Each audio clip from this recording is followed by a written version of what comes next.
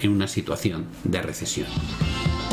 Bueno, muchísimas gracias, Pablo, por este análisis. Nosotros continuamos con mucho más análisis internacional, por cierto, y lo hacemos de la mano de Lance Roberts, es Chief Strategist for RIA Advisors. Lance, thank you so much for having us a few minutes. Good afternoon. Afternoon, thank you.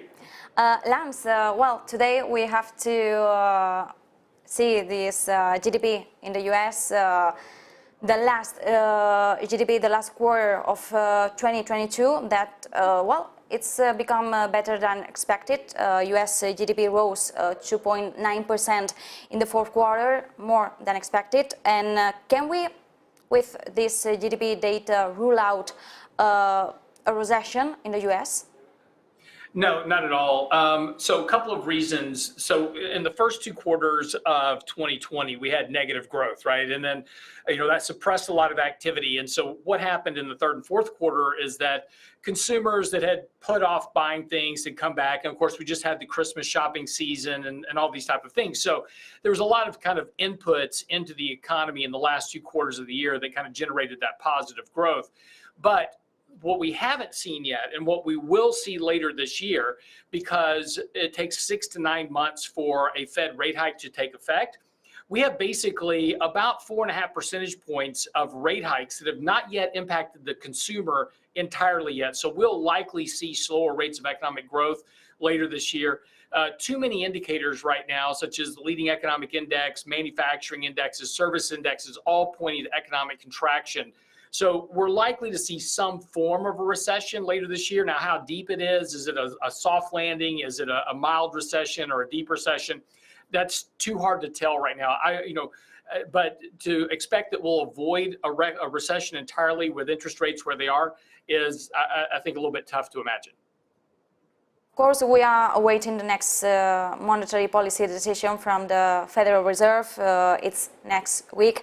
And as always, we will be watching Powell's every word in his speech. What can we expect from this monetary policy decision?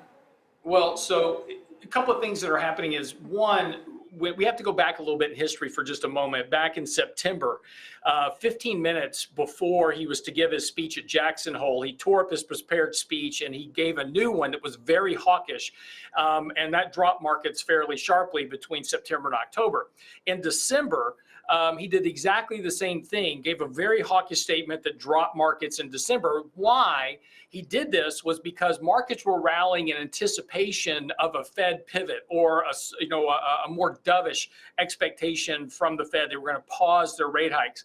Well, that eases financial conditions. And the last thing the Fed wants right now is easier financial conditions, because that helps keep inflation elevated. That's the one thing they're trying to knock down, is get inflation back towards their target rate.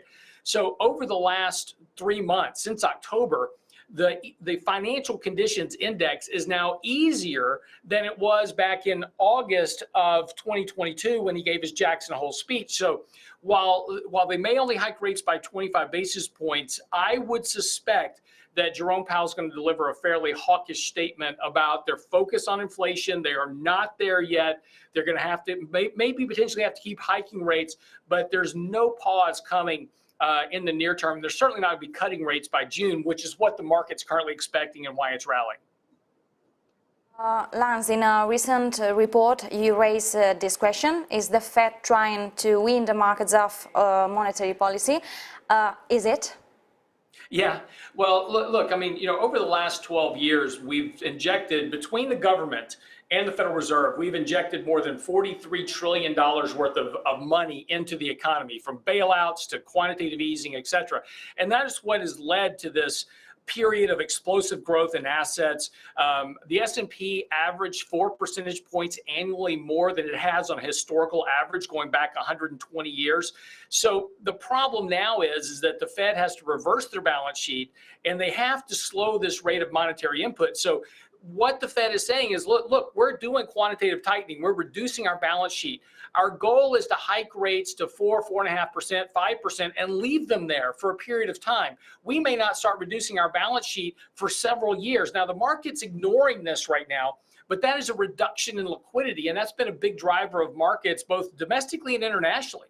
over the last 10 years. So I think investors are missing the point that the Fed is trying to pull back the proverbial punch bowl, so to speak, in terms of liquidity.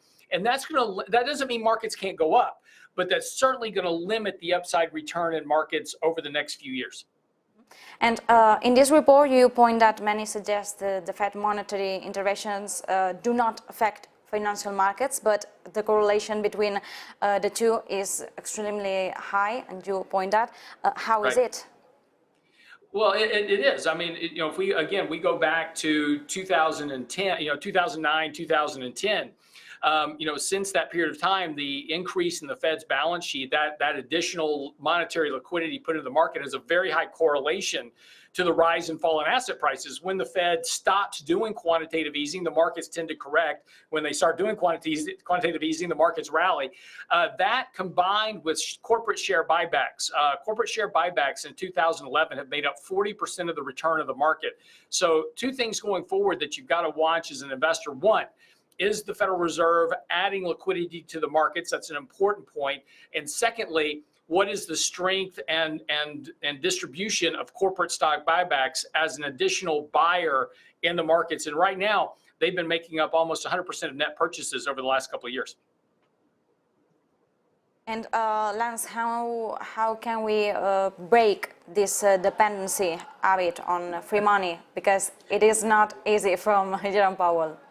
Well, it's a huge problem. The problem is if you want to turn off the support, you're going to have weaker markets, a weaker economy, and that's going to be problematic for politicians to promote programs and do these other things that they want to do.